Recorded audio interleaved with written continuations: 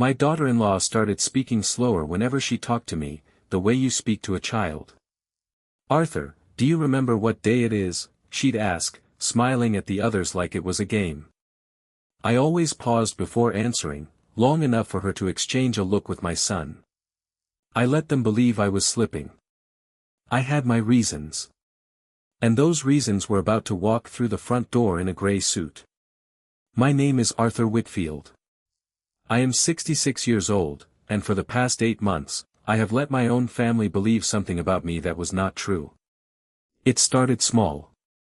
I would misplace my glasses on purpose, forget a name I knew perfectly well, ask the same question twice at dinner. Nobody questioned it. People rarely question a story that confirms what they already want to believe, and my son Michael and his wife Renee had wanted, for a long time, to believe that the old man in the back bedroom was becoming less of a person and more of a problem to be managed. I hadn't always lived in that back bedroom.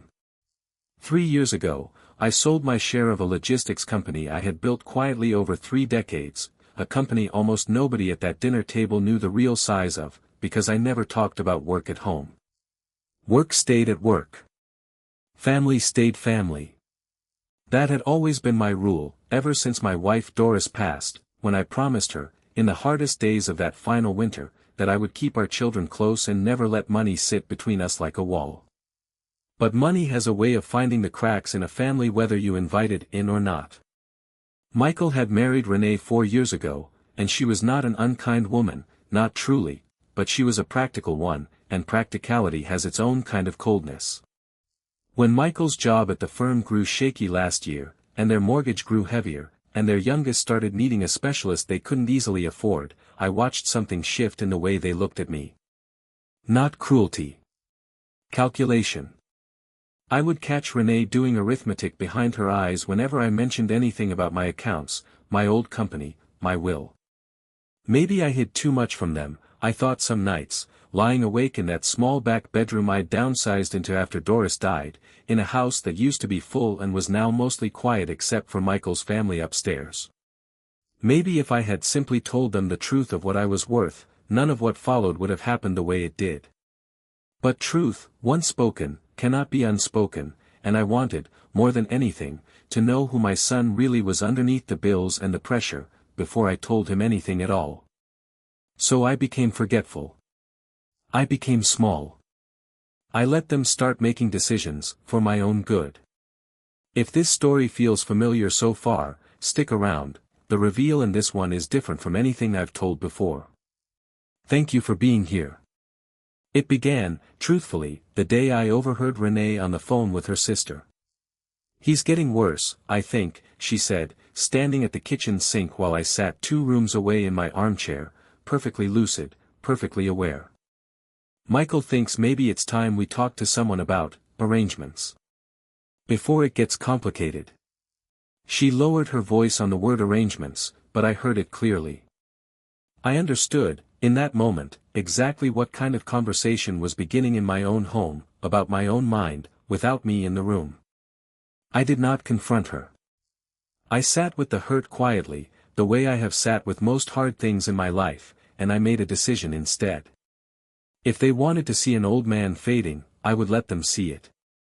And I would watch, carefully, patiently, what they did with that belief. Within weeks, small things began to change.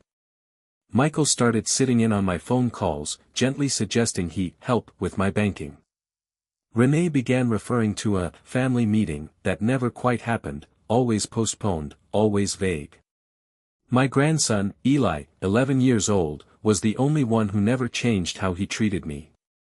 He still climbed into my armchair after school and told me about his day, still asked me to help with his math homework, still looked at me the way a child looks at someone he trusts completely, uncomplicated by arithmetic or arrangements. It was Eli, in fact, who came to me one evening with wide, uncertain eyes and said, "Grandpa, I heard Mom and Dad talking about a lawyer. Are you in trouble?" I remember setting down my book slowly, looking at this boy who had no idea what he'd just handed me, and saying only, "No, sweetheart. But thank you for telling me." That night, I made a call of my own, to a man named Gregory Pierce, who had been my attorney for 11 years and knew the actual shape of my estate down to the last document. 3 days later, Michael informed me, with the practiced gentleness of someone delivering difficult news to a fragile relative, that they had scheduled an appointment with an elder law attorney, just to make sure everything was protected. He said the word protected the way people say it when they mean something closer to controlled. I nodded slowly, let my eyes drift toward the window the way I had trained myself to do, and said, "Whatever you think is best, Michael." He patted my hand. I do not think he saw the small, private grief in that gesture, the grief of watching your son try gently to take the pen out of your hand. The appointment was set for a Thursday morning, at a law office downtown, the kind with a glass conference table and a view of the river. Michael drove me himself, talking the whole way in the overly bright tone people use with the elderly or the very young, narrating the drive as though I might otherwise forget where we were going. Renee met us there, dressed sharply, a folder already tucked under her arm. I shuffled into that conference room slowly, allowed Michael to pull out my chair, allowed Renee to pour my water for me, and sat down across from a stranger in a gray suit who I recognized instantly, because I had called him myself, 3 days earlier, and asked him to be there. Mr. Whitfield, the elder law attorney, began carefully, glancing at Michael for permission before he even addressed me directly. "We're here today to talk about some protective measures for your estate, given some of the concerns your family has raised about your cognitive decline," Renee finished for him, gently, as though the words themselves might hurt me. I let the silence sit there for a moment. 10 seconds. 15. Long enough that Michael reached over and touched my shoulder, the way you'd steady someone who might be drifting. And then I looked up, and I spoke clearly, and I did not stutter, and I did not pause. "Before we begin," I said, "I'd like to introduce Gregory Pierce, who has managed my estate for the last 11 years. Gregory, would you mind joining us? I believe he's waiting outside." The room went very still. Michael's hand slid off my shoulder. Renee's folder sat unopened in her lap, her mouth slightly open, no words arriving to fill it. The elder law attorney across the table blinked twice, glancing between Michael and me, visibly recalculating something in real time. A moment later, the door opened, and Gregory walked in, a tall, composed man in his 50s who I had known since he handled the sale of my company, and set his briefcase down beside mine with the easy familiarity of two people who had done this many times before. "Arthur," Gregory said, nodding to me, then turning to the stunned room. "I understand there's been some concern about capacity. I have the most recent cognitive assessment here, completed privately 6 weeks ago, along with a full accounting of the estate, for anyone who needs to review it." Renee's gray-suited attorney across the table cleared his throat, opened the folder in front of him for the first time, and I watched his expression change as he read the actual figures that had nothing to do with a modest pension from a logistics job, and everything to do with 30 years of quiet, careful building. $12,400,000, held across investments, property, and the remaining shares I had never fully divested. Michael read it upside down from across the table, and I watched the number land on him like a physical weight. "Dad," he said, quietly, and for the first time in months, it did not sound like the voice people use with a fragile old man. It sounded like my son. "Dad, I don't understand. We thought." "I know what you thought," I said, gently, because there was no anger left in me by then, only a tired kind of sadness. "I let you think it. If you've ever felt unseen by the people closest to you, this next part might hit close to home. Stay with me. There is a particular kind of silence that follows the moment a family realizes they have been looking at someone incorrectly for a very long time. It is not the silence of anger. It is the silence of recalculation, every past conversation, every impatient sigh, every, "just let me handle it, Dad," running back through the mind and landing somewhere new. Renee spoke first, her voice smaller than I had ever heard it. "The lawyer, the elder care conversation, we thought we were protecting you." "I know," I said. "And I let you believe you needed to. I wanted to see what protection looked like, when it was offered freely, before anyone knew what was behind the curtain. I did not say this cruelly. I said it the way you tell a hard truth to people you still love, because love does not require you to pretend the hurt away. Michael was quiet for a long moment, staring at the folder, at the years of numbers that told a story he had never been told. Then he looked up, and there was something raw in his face I hadn't seen since he was a boy. Is this why you moved into the back bedroom? Why you let us think? He stopped, correcting himself. Why you let me think you were struggling?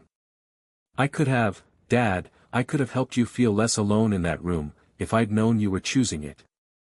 He's not entirely wrong to feel that, I thought, and it surprised me, how much that admission cost me. Somewhere in my carefulness, in my desire to test what was real, I had also withheld the version of myself that simply wanted to be close to my son without conditions attached. That was mine to own, not only theirs. I should have told you the truth years ago, I admitted. Instead I built a wall out of silence and called it dignity.